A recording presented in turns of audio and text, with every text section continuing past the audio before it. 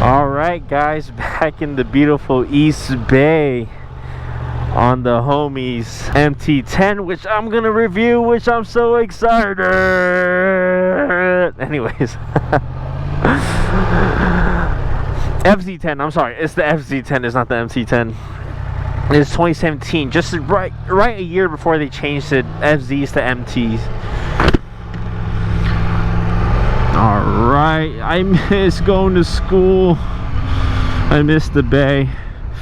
So video topic today, guys. I told you guys I'm gonna do more vloggy stuff. I'm not tired of reviewing bikes, but I love reviewing bikes. Actually, it gives me a chance to honestly tell you how a beginner feels on these bikes.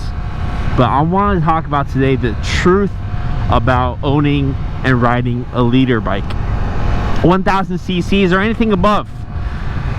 Maybe you guys can relate to me or not, I'm not sure, but let's talk about it. Let's talk about it a little bit. Let's see where we can get with this topic. And look guys, I might say some things that you guys might disagree with, or you guys might take it to heart. I don't know, and I don't want you guys to be too hard on me in the comments, but I'm putting myself out there on social media, right? Let's see how you guys will respond to this, which is honestly the truth about owning a leader bike. Don't get me wrong, I own a leader bike. I own a CBR 1000 RR, and I love the bike. That's my baby. I love it. It has sentimental value to me.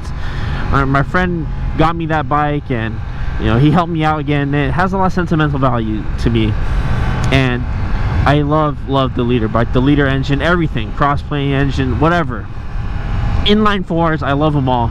But I really want to talk about the truth about it. Just the truth, what it really is to own a leader bike. And it sucks. Well, JK, just kidding. It doesn't suck.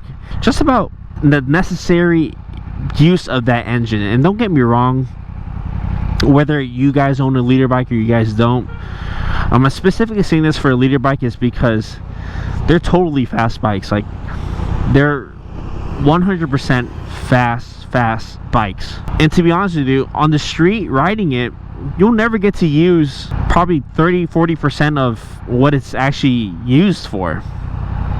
I mean, unless you're some street Rossi, you really don't care about your life.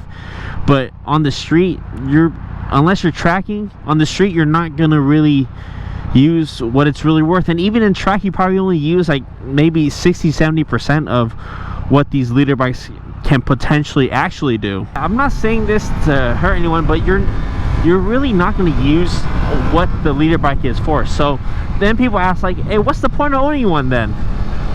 Oh, you own whatever you want. I always tell everyone, whether you're buying a purse or you're spending like money on an unnecessary thing, whether it's like a novelty item or it's like something you must have, you really don't need,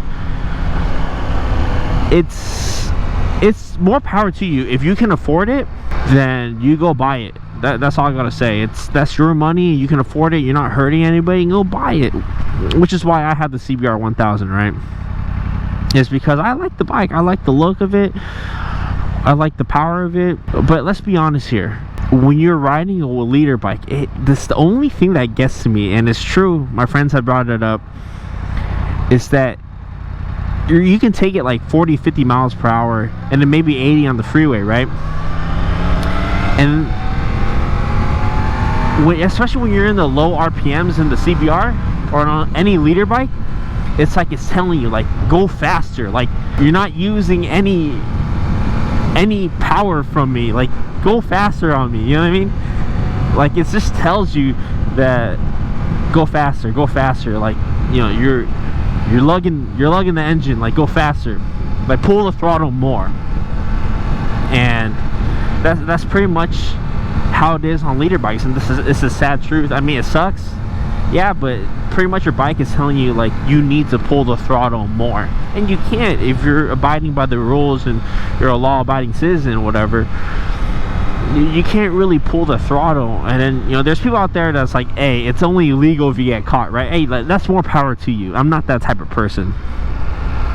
And then you ask me, well, coffee breaks, why do you own a CBR 1000 then if you're complaining about it? It's because I own one, I have the right to complain about it. But I'm not really like complaining about it in a sense for just like Yeah, it sucks I can't use the full potential of the leader bike, and I'll probably will never in my riding career will never ever get to use the full potential of even a 600 or 1,000 unless I go track every single day. It's the truth that I face. I like riding more as a hobby. Yeah, and somewhat actually it is a lifestyle now, but I just enjoy riding for the ride. And the reason why I own a leader bike and why didn't I just get a 600, because I want a bike that lasts longer. A big engine will generally last longer, but anything you take care of will last long, right? I picked up motorcycling at a older age, so to me, when I ride, when I picked up the CBR, and even when I started riding, I didn't immediately think like I'm a street Rossi or I'm fast or I'm too cool for school now because I have a motorcycle, right? No, I didn't think that about it at all. I was at an age where I'm a little bit more mature when I do things. Like maybe when I was 20 or 21 and I picked up a motorcycle, I'll probably think I'm a badass. Like I probably think like, yeah, dude, like I'm gonna sit out there in school or college, whatever, I'm gonna get all the girls or whatever. Probably when I was 21. But like I picked up at an older age where I'm a little bit more sensible about things. I'm not letting my ego get over me when I do it, which is why it's like, yeah, I own a leader bike and I don't have the itch to pull the throttle. Like maybe sometimes on like a day that I want to feel the adrenaline, but like sometimes I have that itch to pull the throttle, just like very, very little. Going back to not straying off and talking about me only, that's the truth about owning a leader bike. Is we got to be honest with ourselves. It's just the cool factor. It's just to be able to say, hey, I own a leader bike.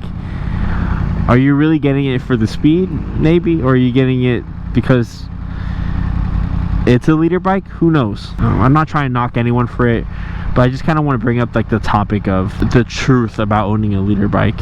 And I'm not saying it's not worth it to own one, and not telling you not to buy one at all. I think leader bikes are amazing, but I'm just telling you guys, like, there is that sad truth that like you're not really going to use that full engine. Like sometimes I feel good going like this. Like it feels nice. Like don't get me wrong, it feels great going fast. But that's just a topic, and I'm open for discussion about this, whether you guys gonna hate me or not, or just wanna say something.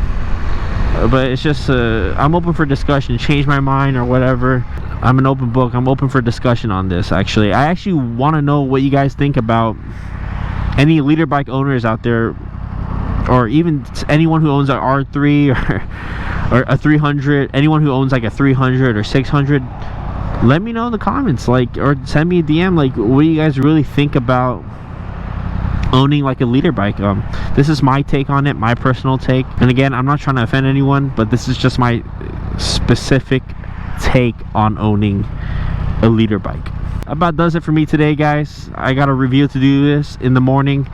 I'm gonna go to the gas station, pump some gas, maybe grab a snack, because I have not eaten since the morning, and right now it is 5:37. That is not the real time. It is not 9:24. This thing has not been adjusted. It's actually 5:40 right now, 5:37 to be exact. All right, guys. Oh, my backpack. Anyways, I'm at the gas station right now. I'm gonna peace out, guys. Thanks for listening. Boom.